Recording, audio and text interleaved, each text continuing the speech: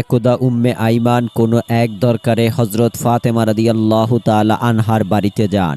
ফাতেমা রাদিয়াল্লাহু তাআলা আনহার দরজার মধ্যে গিয়ে উম্মে আইমান ডাকতে থাকেন, কিন্তু ভিতর থেকে কেউ কোনো কথা বলছে না। উম্মে আইমান আবার দরজায় নক করলেন, কিন্তু ভিতর থেকে কেউ দরজা খুলছেন না।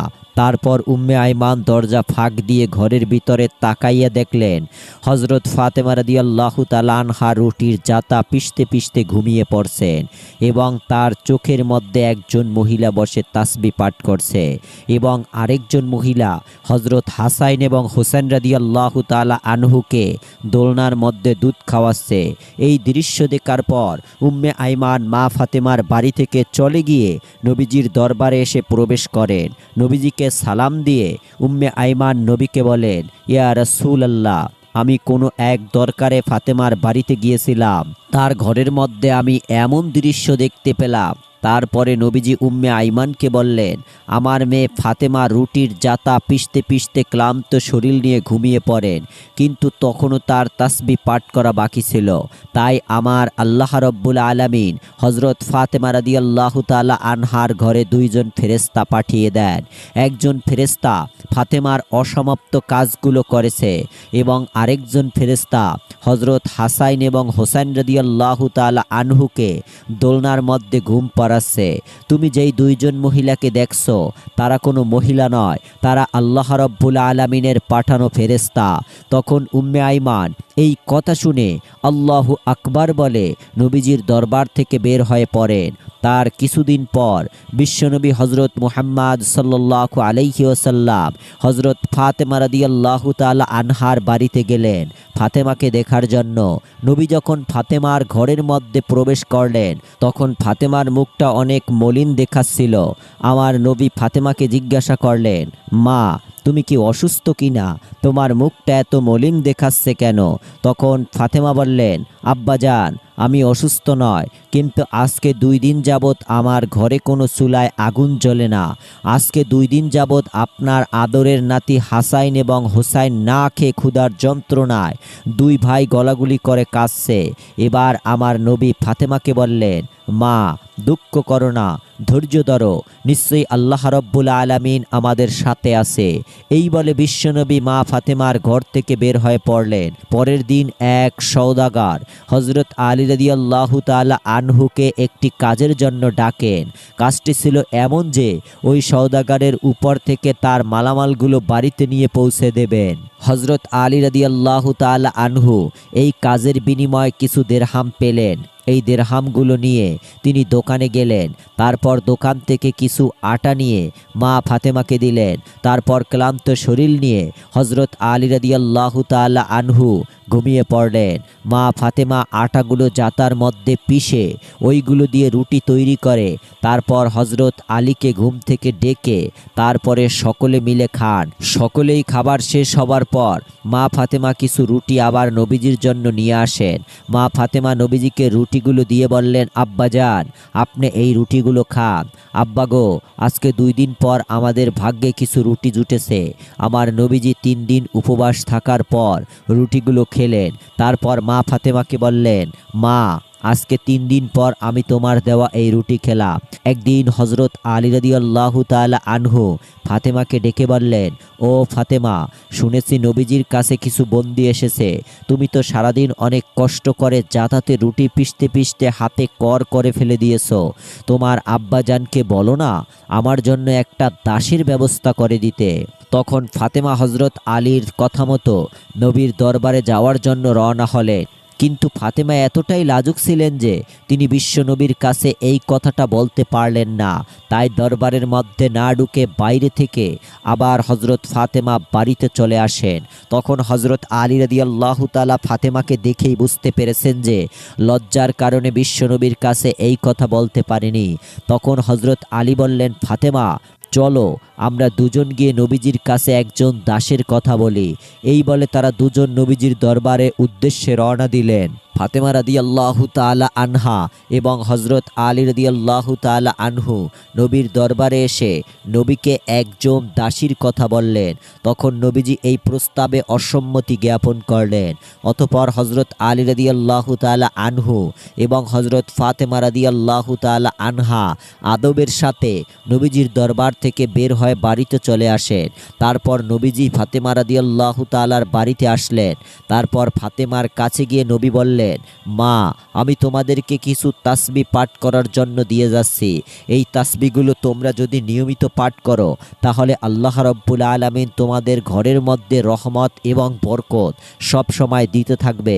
তারপর ফাতেমা রাদিয়াল্লাহু তাআলা আনহা অতি আগ্রহের সাথে বিশ্বনবীর কাছ থেকে তাসবিহ পাঠ করা শিখে নেন।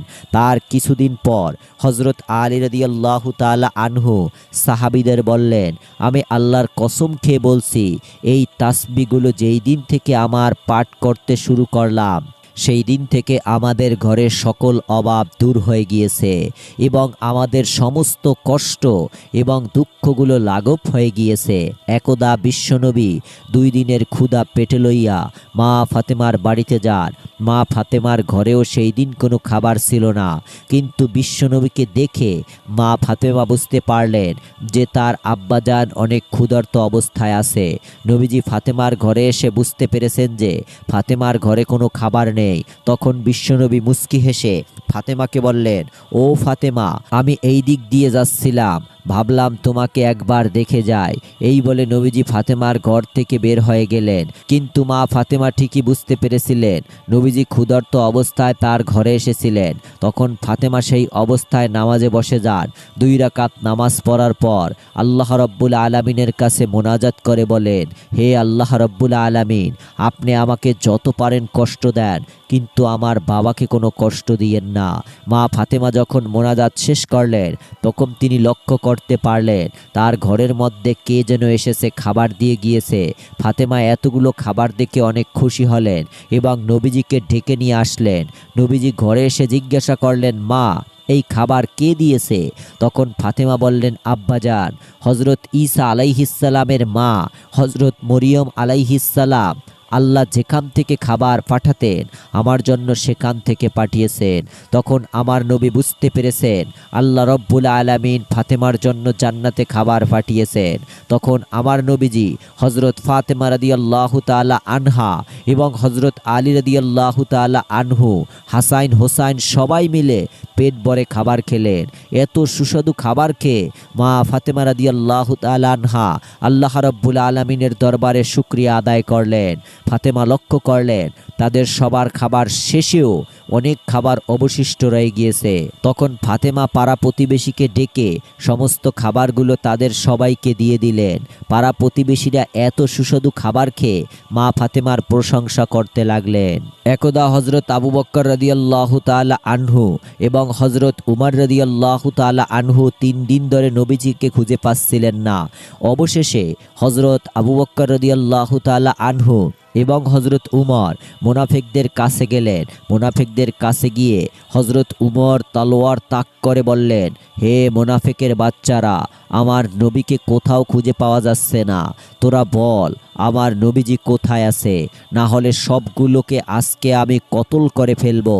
তখন মুনাফিকেরা বলতে লাগলো, হে উমর, বিশ্বাস করো, আমরা কোথাও তোমার নবীকে দেখিনি। তখন হজরত আবু বকর রাদিয়াল্লাহু তাআলা আনহু উমরকে বললেন, উমর, চলো আমরা সামনের রাস্তাটাতে যেয়ে দেখি, যেখানে কিছু রাখাল থাকে তাদেরকে জিজ্ঞাসা করলে হয়তো দয়ার নবীর খোঁজ পাওয়া যেতে পারে। অতঃপর তারা দুজন মিলে সামনের দিকে হাঁটা শুরু করলো। কিছু দূর যাবার পর তারা কিছুটা রাখালকে দেখলেন। হজরত উমর রাদিয়াল্লাহু তাআলা আনহু রাখালকে জিজ্ঞাসা করলেন, তোমরা এই দিক দিয়ে আমাদের বিশ্বনবীকে যাইতে দেখেছো? তখন রাখালদের পক্ষ থেকে একজন রাখাল বললেন, আজকে 3 দিন যাবৎ পাশের গুহায় একজন লোক কান্না করে চলছে। তার কান্নার জন্য আমাদের পশুগুলো আজকে 3 দিন যাবৎ কোনো ঘাস পানি খাচ্ছে না, বাচ্চারা দুধ পান করছে না, দুধে মুখ লাগাচ্ছে না। মনে হচ্ছে আমাদের পশুগুলো যেন 3 দিন ধরে কান্না করছে। ভাই, তোমরা তোমাদের লোককে নিয়ে যাও, তাহলে হয়তোবা আমাদের পশুগুলো আগের মতো খাবার খাওয়া শুরু করবে। এবার হজরত আবু বকর রাদিয়াল্লাহু তাআলা আনহু হজরত উমরকে বললেন, উমর, যার কান্না শুনে পশু পাখিরা পর্যন্ত খাওয়া দাওয়া ছেড়ে দিয়েছে সে আর কেউ হবে না, তিনি আমাদের নবী হজরত মুহাম্মদ সাল্লাল্লাহু আলাইহি ওয়াসাল্লাম হবেন। তখন হজরত আবু বকর নবীর খোঁজে গুহার দিকে চললেন। আবু বকর এবং হজরত উমর রাদিয়াল্লাহু তাআলা আনহু গুহার মধ্যে গিয়ে দেখলেন আমাদের নবী সিজদায় পড়ে উম্মতি উম্মতি বলে কান্না করছে। এবার হজরত উমর রাদিয়াল্লাহু তাআলা আনহু নবীকে উদ্দেশ্য করে বললেন, ইয়া রাসূলুল্লাহ, আমরা আজকে 3 দিন যাবৎ আপনাকে খুঁজতে খুঁজতে হয়রান হয়ে গিয়েছি। নবী গো, আপনি এখানে উম্মতের জন্য কান্না করছেন, আমরা তো আপনার খোঁজে পাগল হয়ে গিয়েছি। ইয়া রাসূলুল্লাহ, আপনি উঠুন, আমরা আপনাকে নিতে এসেছি। কিন্তু নবী সেজদা থেকে মাথা উঠালেন না। তারপর হজরত আবু বকর রাদিয়াল্লাহু তাআলা আনহু বিশ্বনবীকে বললেন, ইয়া রাসূলুল্লাহ, আপনি উম্মতের জন্য এত কান্না করতেছেন, হুজুর আপনি মাথা উঠান। আমি আবু বকর তামাম জিন্দিগির ইবাদতগুলো আপনার উম্মতের জন্য সঁপে দিলাম, তারপরেও আমার নবী মাথা উঠান না। তারপর হজরত আবু বকর এবং হজরত উমর রাদিয়াল্লাহু তাআলা আনহু বাড়ির দিকে আসলেন। পথে হজরত আলী রাদিয়াল্লাহু তাআলা আনহুর সাথে সাক্ষাৎ হয়। তারপর হজরত আলীকে আবু বকর ও হজরত উমর বিস্তারিত সব কিছু বললেন। তারপর হজরত আলী বাড়িতে গিয়ে মা ফাতেমা এবং হাসান হোসেনকে নিয়ে নবীজির গুহার মধ্যে চলে আসেন।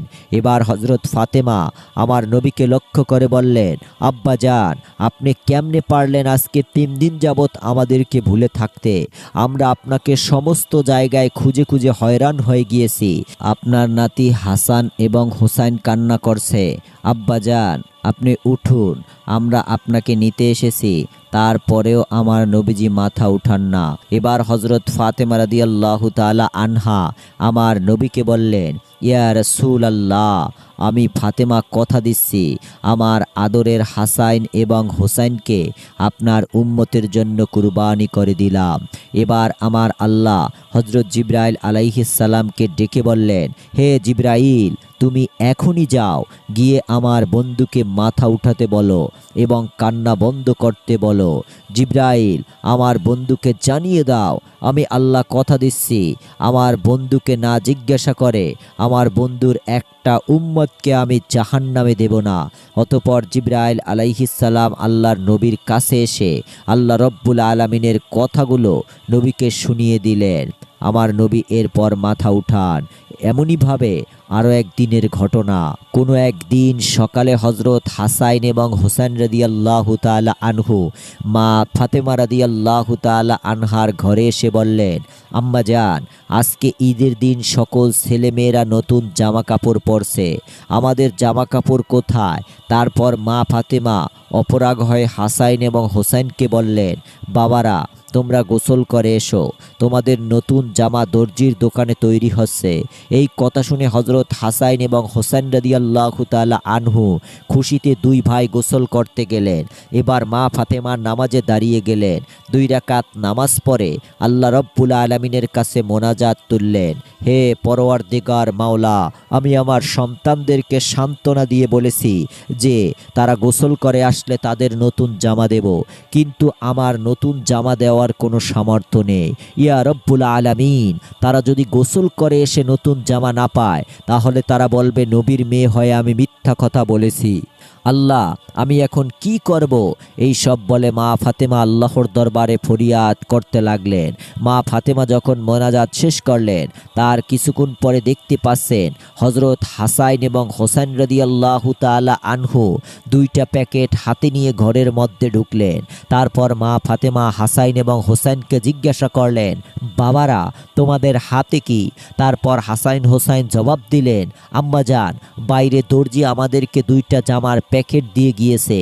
অতঃপর মা ফাতেমা জামার প্যাকেটগুলো খুলে এত সুন্দর জামা দেখতে পেয়ে আল্লাহ রব্বুল আলামিনের দরবারে শুকরিয়া আদায় করলেন। তার কিছুদিন পর বিশ্বনবী দুনিয়া ছেড়ে চলে যান। নবীজি দুনিয়া ছেড়ে চলে যাওয়ার 2 দিন পর অর্থাৎ আবু বকর রাদিয়াল্লাহু তাআলা আনহু একাকী কোথাও হেঁটে যাচ্ছিলেন। প্রতিমধ্যে তিনি দেখতে পেলেন সামনে ইবলিস শয়তান দাঁড়িয়ে কান্না করছে। তখন হযরত আবু বকর ইবলিসকে উদ্দেশ্য করে বললেন, হে ইবলিস, তুমি কেন কান্না করছো? এখন তো তোমার খুশির দিন, বিশ্বনবী দুনিয়া ছেড়ে চলে গিয়েছে। তারপর ইবলিস হযরত আবু বকর রাদিয়াল্লাহু তাআলা আনহুকে উদ্দেশ্য করে বললেন, ভাই আবু বকর, নবীজি দুনিয়া ছেড়ে চলে যাবার কারণে আমি ইবলিসও বিস্মিত হয়েছি।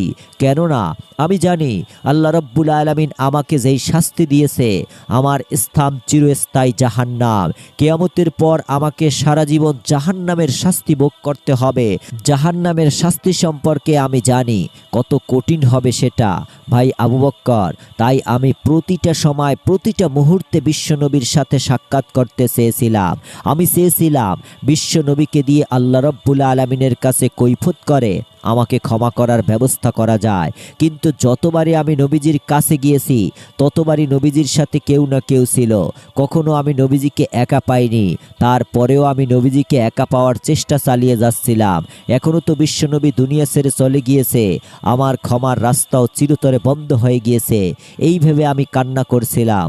অতঃপর হযরত আবু বকর রাদিয়াল্লাহু তাআলা আনহু ইবলিসের মুখে এই কথা শোনার পর আস্তে আস্তে সামনের দিকে হেঁটে চললেন।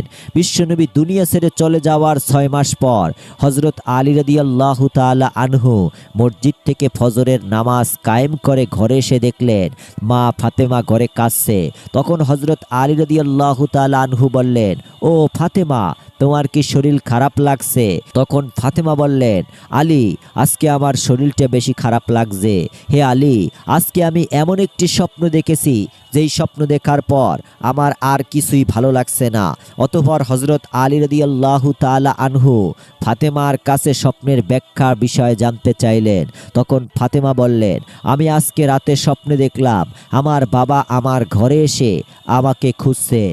আমি যখন আমার বাবার কাছে গিয়েছিলাম তখন আমার আব্বাজান আমাকে বলছে, মা, আমি তো তোমাকে খুঁজতেছি। শোনো মা, আজকে তুমি রোজা রাখবে এবং সেহরি করবে আলীর দস্তারখানায় আর ইফতারি করবে আমার দস্তারখানায়। হযরত আলী রাদিয়াল্লাহু তাআলা আনহু জ্ঞানী মানুষ। এই কথা শোনার পর তার আর কোনো কিছুই বোঝার বাকি রইল না। আলী বুঝতে পারলেন ফাতেমা রাদিয়াল্লাহু তাআলা আনহা আজকে হয়তো দুনিয়া ছেড়ে চলে যাবেন। তারপর হযরত আলী ফাতেমার পাশে বসে কান্না করতে লাগলেন। কিছুক্ষণ পর হযরত হাসাইন এবং হোসাইন ঘরের মধ্যে এসে দেখলেন তার বাবা মা কান্না করছে। তখন হাসাইন ও হোসাইন মা ফাতেমাকে বললেন, আম্মা জান, আপনারা কেন কান্না করছেন? কথিত আছে যখন কোনো সময় হযরত হাসাইন এবং হোসাইন রাদিয়াল্লাহু তাআলা আনহু মা ফাতেমাকে এটা সেটা জিজ্ঞাসা করে বিরক্ত করত, তখন মা ফাতেমা হাসাইন এবং হোসাইনকে বলতেন, তোমাদের নানাজির রওজা থেকে ঘুরে এসো।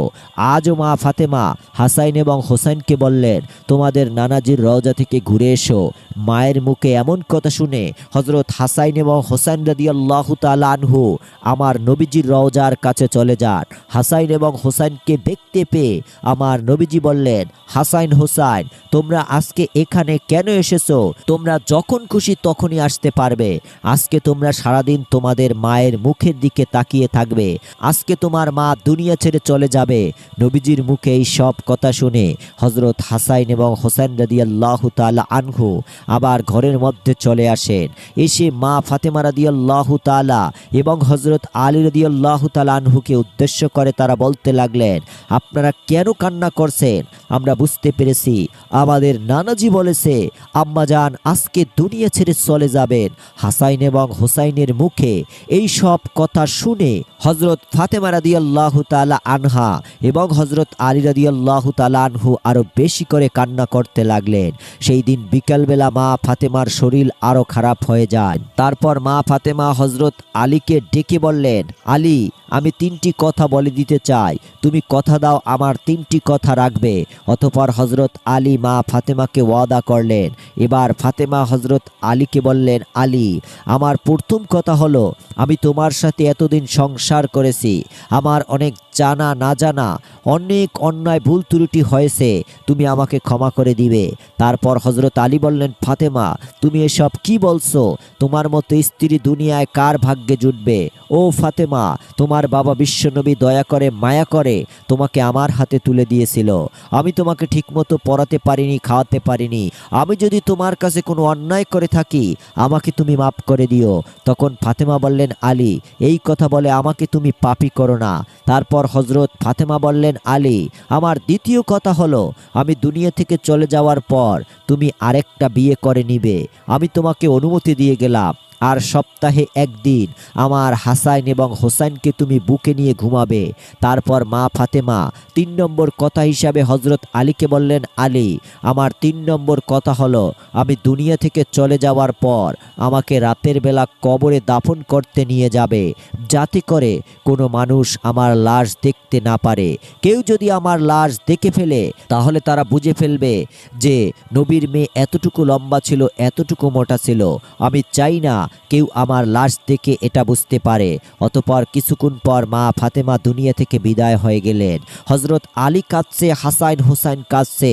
কিছুক্ষণ পর হজরত আলী চিন্তা করতে লাগলেন, খাটের 4 পায়ে 4 জন লোক দরকার, কিন্তু হাসান হোসাইন এবং হজরত আলী নিয়ে তারা 3 জন, আরেকজন লোক কোথায় পাবে? অতঃপর কিছুক্ষণ পর নবীর সাহাবী আবু যার গেফারি রাদিয়াল্লাহু তাআলা আনহু হজরত আলীর ঘরে প্রবেশ করলেন। তারপর আবু যার গেফারি রাদিয়াল্লাহু তাআলা আনহু খাটের অন্য একটি পায়া ধরে তারা 4 জন মিলে মা ফাতেমাকে কবরের দেশে নিয়ে আসলেন। কবরে আসার পর হজরত আলী নবীর সাহাবী আবু যার গেফারি রাদিয়াল্লাহু তাআলা আনহুকে লক্ষ্য করে বললেন, ও আবু যার তুমি কি করে জানলে আজকে ফাতেমা দুনিয়া থেকে বিদায় হয়ে গিয়েছে? তারপর আবু যার গেফারি রাদিয়াল্লাহু তাআলা আনহু আলীকে উত্তর দিলেন, আলী আমি স্বপ্নে দেখতে পেলাম বিশ্বনবী আমার কাছে এসে বলছে, আবু যার গেফারি আমার মেয়ে ফাতেমা আজকে দুনিয়া থেকে চলে গিয়েছে, তার খাটের পায়া ধরার জন্য একজন লোক দরকার, তুমি যাও আমার মেয়েকে দাফন কাফন করে দিয়ে আসো।